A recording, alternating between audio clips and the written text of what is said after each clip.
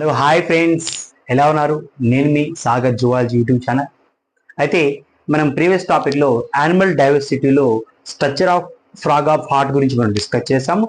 అదేవిధంగా ఫస్ట్ బైపిక్స్ నుంచి మనకి స్ట్రక్చరల్ ఆర్గనైజేషన్ ఇన్ యానిమల్స్లోని యానిమల్ టిష్యూస్ నుంచి ఒక టాపిక్ చెప్తున్నాము. సో అదేంటంటే మజిల్స్ గురించి అనమాట. సో కండరాల గురించి మనం తెలుసుకుంటున్నాము. సో అందులో డిఫరెంట్ టైప్స్ ఆఫ్ మజిల్స్ ఉన్నాయి కదా, మనకి skeletal muscles, smooth muscle, cardiac muscles ఉన్నాయి కదా. సో నేను స్కెలిటల్ మజిల్ గురించి చెప్తాను. సో స్కెలిటల్ మజిల్ అంటే ఏంటి? స్కెలిటల్ అంటే ఇక్కడ మనకి అస్థి అనమాట, అంటే బోన్. సో మజిల్ అంటే కండరం. స్కెలిటల్ మజిల్ అంటే బోన్ కి అటాచ్ అయినటువంటి మజిల్ ని మనం ఏమంటామంటే స్కెలిటల్ మజిల్ అని చెప్పేసి అంటాము. ఓకేనా? So today we're going to discuss about the topic name is skeletal muscle. Okay, చూడండి ఇక్కడ స్కెలిటల్ మజిల్ అంటే ఏంటంటే, స్కెలిటల్ మజిల్ ఇంకో పేరు ఉంది striped or voluntary muscle. Striped or voluntary muscle అని చెప్పవచ్చు. అయితే ఇక్కడ చూద్దాం. First, it is usually attached to the skeletal structures by tendons. ఇక్కడ మీరు చూడండి, usually attached to the skeletal. చూడండి, స్కెలిటల్ అంటే మీకు తెలుసు కదా, స్కెలిటల్ అంటే బోన్ అన్నమాట. సో బోన్ కి అటాచ్ అయినటువంటి స్ట్రక్చర్ ని మనం ఏమంటామంటే, ఆ టిష్యూస్ లాంటి కనెక్టివ్ టిష్యూస్ ని మనం ఏమంటామంటే టెండాన్స్ అంటాం. టెండాన్స్ అని పిలవచ్చు. ఓకేనా? సో ఈ tendons, the skeletal muscle fibres is surrounded by a thin, చాలా జాగ్రత్తగా ఉండండి, a skeletal muscle fibre. The skeletal muscle fibre is surrounded by a thin connective tissue sheath is called endomysium. So endomysium. So endomysium అంటే ఇక్కడ చూడండి, diagram ఇక్కడ మీకు క్లారిటీగా అనిపిస్తుంది. సో ఇక్కడ చూడండి, ద స్కెలిటల్ మజిల్, ఇది స్కెలిటల్ మజిల్ అన్నమాట. సో మజిల్ చుట్టూ ఆవరించినటువంటి ఆ లేయర్ ని మనం ఏమంటామంటే ఎండోమైసియం అంటాం. ఏమంటాం? ఎండోమైసియం పిలుస్తాం. సో దీన్ని మనం మజిల్ ఫైబర్ అంటాం. చూడండి ఇక్కడ, the skeletal muscle fibre is surrounded by a thin connective tissue sheath is called, మనం ఎండోమైసియం అని పిలుస్తాం. Next, a bundle of muscle fibres, a bundles of muscle fibres is called fascicle. చూడండి ఇక్కడ అనేక రకాల బండిల్స్ లాగా కనిపిస్తుంది, చూసారా? సో కట్టలు మాదిరిగా, సో బండిల్స్ లాగా ఉన్నటువంటి వాటిని మనం ఏమంటామంటే ఫాసికిల్స్ అంటాం. ఇవన్నీ మనం ఏమని పిలుస్తాం? మొత్తం ఫాసికిల్స్ అని చెప్పేసి అంటాం.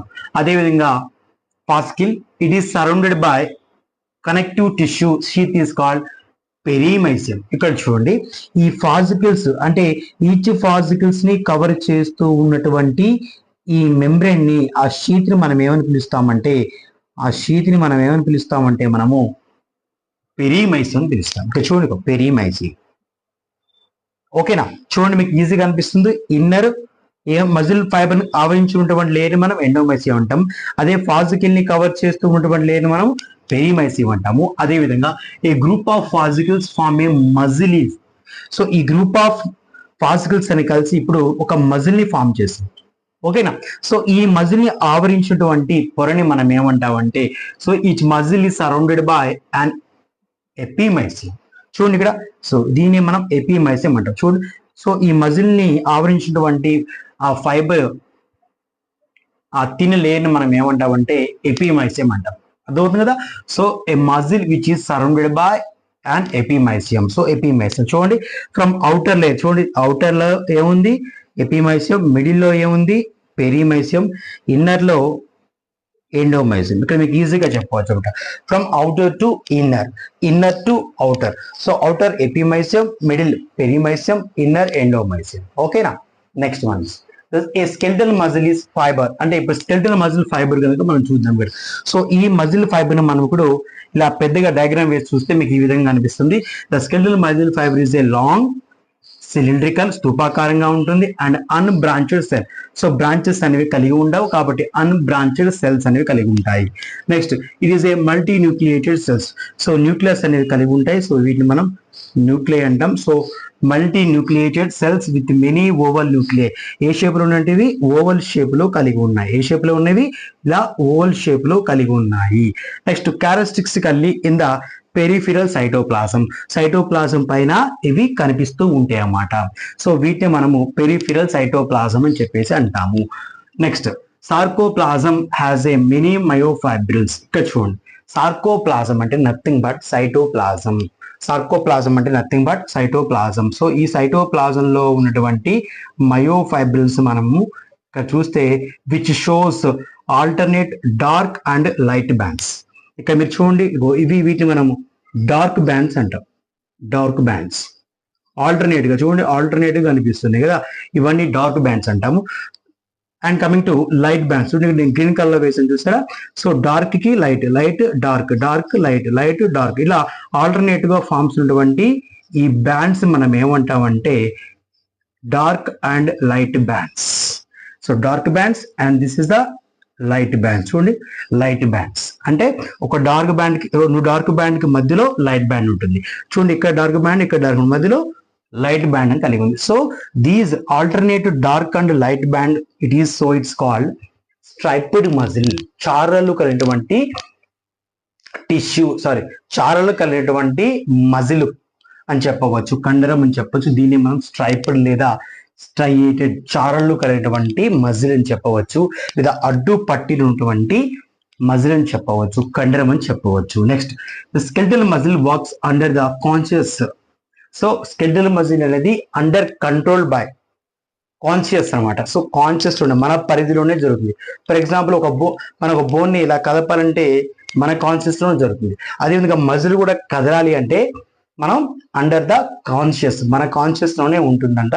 So the conscious control of an organism. So ఏ ఒక్క ఆర్గానిజం చూసుకున్నా వాటి యొక్క ఆర్గానిజం కంట్రోల్ అనే యొక్క పరిధిలోనే జరుగుతుందని చెప్పేసి అంటున్నాడు. సో అందుకే వీటిని మనం ఏమంటామంటే వాలంటరీ మజిల్స్ అంటాం. దే ఆర్ వాలంటరీ మజిల్స్, నియంత్రిత కండరాలు, గుర్తుపెట్టుకోండి.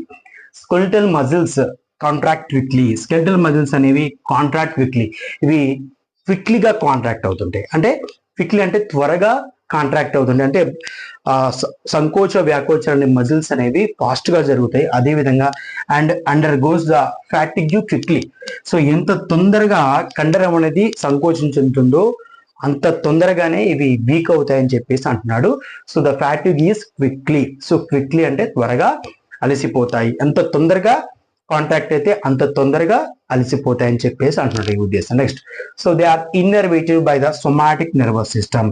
ఇవి దైహిక నాడీ వ్యవస్థకి సంబంధించినటువంటి నాడీ వ్యవస్థ రకానికి చెందింది అని చెప్పేసి అంటున్నాడు. So they are the innervative by the somatic neural system అని చెప్పేసి అంటాం. కాబట్టి ఈ డయాగ్రామ్ మీరు చాలా జాగ్రత్తగా నోట్ చేసుకోండి. ఇక్కడ మీరు కన్ఫ్యూజ్ అవ్వకండి. మజిల్ ని కవర్ చేస్తున్నటువంటి లేయర్ని మనం ఎపిమైసియం అంటాము. అదే ఫాజికిల్ ని కవర్ చేస్తున్నటువంటి కనెక్టివ్ టిష్యూని మనం పెరిమైసియం అంటాము. అదేవిధంగా మజిల్ ఫైబర్ ని కవర్ చేస్తున్నటువంటి టిష్యూని మనం షీత్ని ఎండోమైసియం అంటాం. కాబట్టి ఎపిమైసియం, పెరిమైసియం, ఎండోమైసియం. సో వీటిని నోట్ చేసుకోవాలన్నమాట. ఓకేనా? కాబట్టి ఈ వీడియో కనుక మీకు నచ్చినట్టయితే లైక్ చేయండి, షేర్ చేయండి, ముందుగా సబ్స్క్రైబ్ చేసుకోండి. Thank you all.